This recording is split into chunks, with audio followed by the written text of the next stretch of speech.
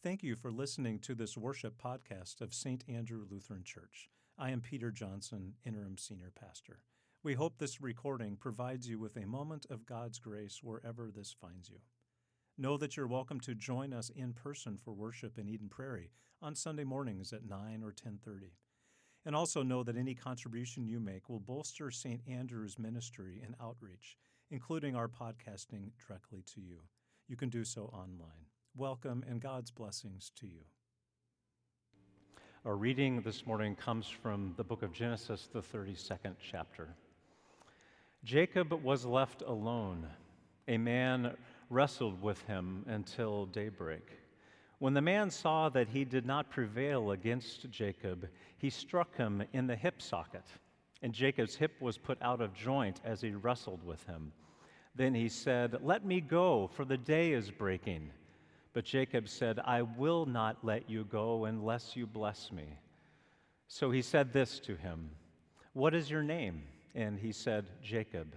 Then the man said, "You shall no longer be called Jacob, but Israel, for you have striven with God and with humans and have prevailed." The word of the Lord. Thanks be to God.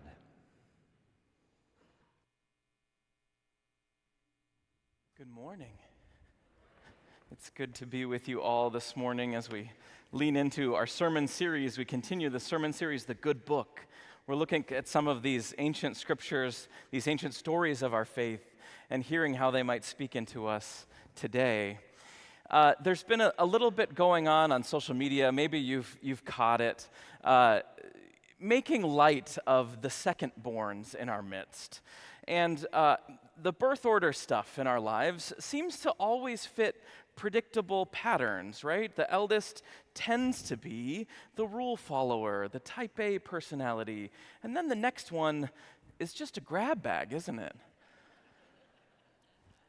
And that's certainly been true in our family as well.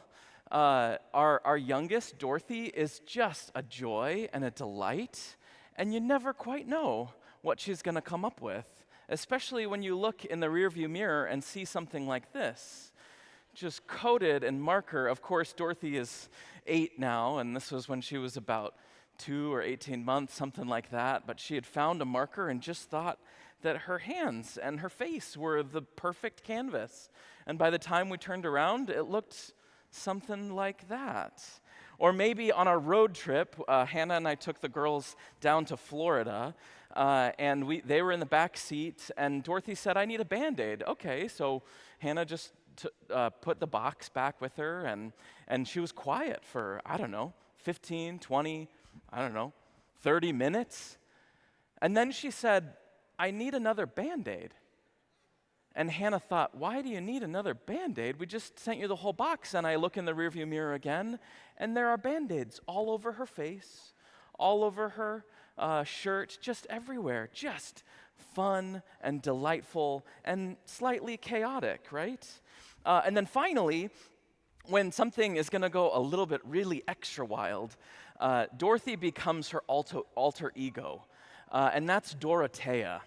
And when Dorothea comes out, there is laughter, and there is giggles, and there is the occasional screaming. In fact, Hannah has this classic example when she asked the girls each, "How do you get Daddy to give you what you want?" Which is, they both have the gift to be able to do that. And Dorothy just erupted in a delightful cackle of laughter and screaming, right? Those second-borns, you just never know what you're going to get. And it seems like these birth order things really do resonate in our own lives. Whether you're an eldest or a middle or a youngest child in your family, psychology teaches us that there is something that we know from the birth order in our family. But there's also something in these ancient stories like that of Genesis. We have been introduced to Jacob at the very end of an arc of Jacob's story. In fact, the book of Genesis is really the guiding character at the center is Jacob. He takes up almost half of the book of Genesis, which starts at the very beginning at creation.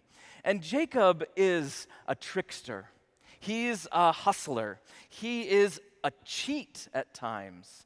In fact, when Jacob is born, it says in Genesis that he is grabbing on to his twin brother's heel on the way out, trying to pull him back in. I want to be first, right?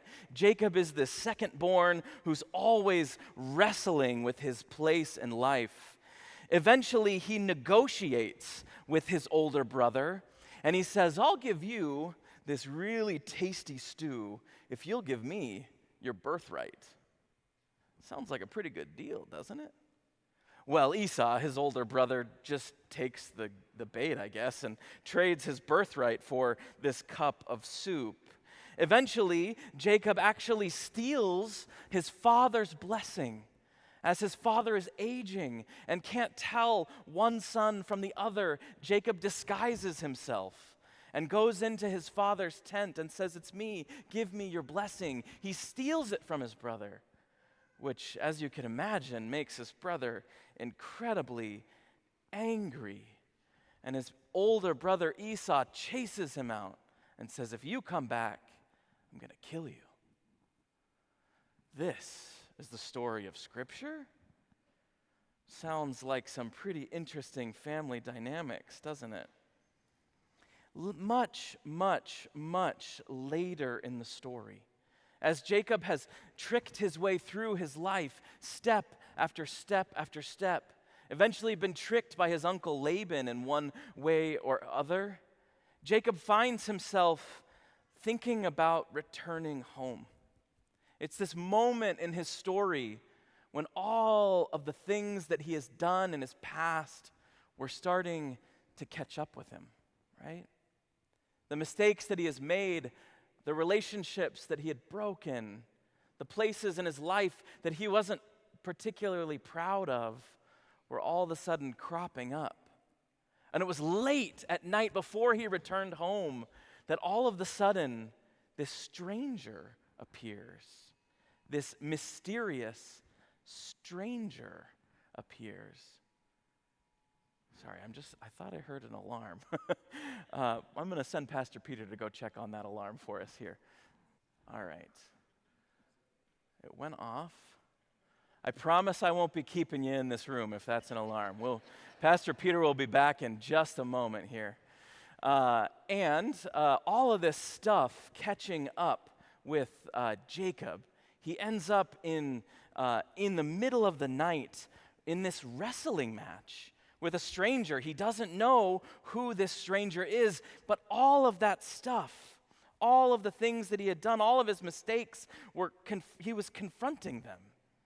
And it turns out that maybe this mysterious stranger was God himself. And Jacob, up late into the night, was wrestling with him, wrestling back and forth and back and forth. I don't know if you know what that feels like, to have things in your past surprise you when it's not altogether convenient.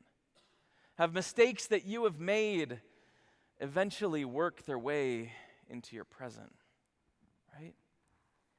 It happened once in a humorous way with our, of course, second-born. Are we good to go, Pastor Peter? All is well, all is safe, I promise. Our youngest, all of a sudden, when she was about maybe 2 years old, said, there's something in my nose. I can't get it out. Now, we had all of the tricks, and I know parents of young ones, the thing that I always give at baby showers is called the nose Frida. And it is a master of getting the gunk in kids' nose, little baby's noses out, has a little straw, and you just slurp out the boogers. How great is that? But I could tell at age 2 that there was something else in there. And so I asked Dorothy, what's in your nose? Did you put something in there? And she said, no. In a way that I was fairly certain she meant, yes. And so we did our best. I tried to get some tweezers and see what was in there. And she said, well, something must have blown in my nose. The fan was on, and it just blew it right in there. And I said, okay, sweetie, I'm sure that the fan could have done that, but we have to help you get that out. And so to the doctor we went, and we discovered this magical tool called an alligator forceps that just wiggled this little thing out, this little coin that the fan had blown into her nose, right? And of course, these humorous ways that our little tricks, our little untruths, and this is something that didn't hurt anybody, but eventually when we went in there, she held to her story. In fact, to this day, if I ask her, it's the fan. Anywho, so Jacob is wrestling with the things that he had done, the tricks that he had tricked, the mistakes that he had made, and they're starting to catch up with him. And he's in this wrestling match with this stranger that can seem to be no other than God. And he says to the stranger, well, I'm not going to let go of you until you give me a blessing. I'm not going to let go of you until you leave me transformed. I'm not going to let go of you until I can see the new me emerging on the other side of this night. I'm not going to let go of you until you promise to change me, until you promise to make me new. See, that's exactly what God does. With the places in our lives that we'd rather lay forgotten in a dark corner in the basement, God sees them and sees us and says, you're my beloved.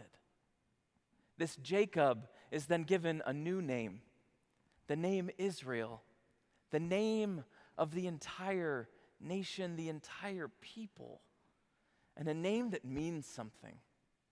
Now, names in the Bible aren't just something that we put on our name tag at school. Names in the Bible mean something about the identity of a people, the identity of a community. And Israel in Hebrew means those who strive with God, those who wrestle with God, those who argue with God. And we, my friends, are adopted into that family through Jesus. We are adopted into the family that wrestles with God. And in fact, the good book, this book, the Bible that we'll be talking about this whole summer long, is full of stories of people wrestling with God. Those dark nights of the soul when we aren't sure where good news might be coming from, that is when God will surprise us with a new call, a new name, and a new promise.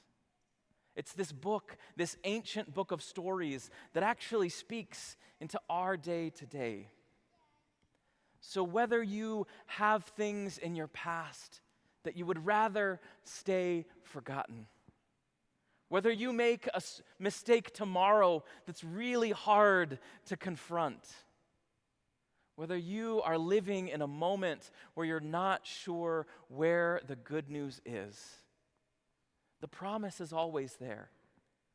God is always sitting next to us, sometimes with a whisper and a high five and a you got it, sometimes with a wrestling match that leaves us clear about who we are and who God is calling us to be. So may we, like God's children, be wrestlers for good news, wrestlers for justice, wrestlers for the sake of our neighbors, and wrestlers for the good new thing that God is doing in our lives and in our community. Amen. Thank you for listening to this worship podcast of St. Andrew Lutheran Church. We hope that this recording provides you with a moment of God's grace wherever this finds you. Any contribution you make to St. Andrew will bolster our ministry and outreach, including our podcasting directly to you. You can do so online. Thank you for joining us for this podcast, and I wish you every blessing from Christ today.